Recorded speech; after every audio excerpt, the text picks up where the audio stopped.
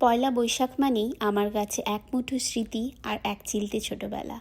সকালের স্নানের পরই মা আলমারি থেকে বের করে দিত নতুন জামাটা। সেই জামাটা আগেই কেনা থাকতো চৈত্র সেল থেকে। সেই ছোট্ট রীতিটা, সেই ভালোবাসাটা আজও কোথাও রয়ে গেছে। বিয়ের পরও প্রতি বছর একটা করে নরম সুতির শাড়ি নেওয়া যেন অভ্যাস হয়ে গিয়েছিল। কিন্তু এবছরটা একটু অন্যরকম। ব্যস্ততার ভিড়ে নতুন কিছু আর কেনা হয়ে ওঠেনি, তাই ভাবলাম এই লাল পাড় টিস্যু কটনটাই পরে নিই। শাড়িটা আগেও পরা, তবুও আজ পরলাম, কারণ আমার বিশ্বাস প্রিয় জিনিসগুলো বারবারই নতুন লাগে। আর আমার ভালো লাগে আমার প্রিয় শাড়িগুলোতে ভিন্ন ভিন্ন সাজে সাজতে। আজ সাজটাও খুব সহজ, শাঁখা পলা, সিঁদুর, লাল টিপ। এই সামান্যতেই যেন পূর্ণ হয়ে যায় উৎসবের রং। কিন্তু এবারের পয়লা বৈশাখের আসল আনন্দটা অন্য কোথাও। আমার ছেলের সাথে আমার প্রথম নববর্ষ। ওর জন্য আগেই জামাটা ঠিক করে রেখেছিলাম, ঠিক যেমনটা মা করতো আমার জন্য।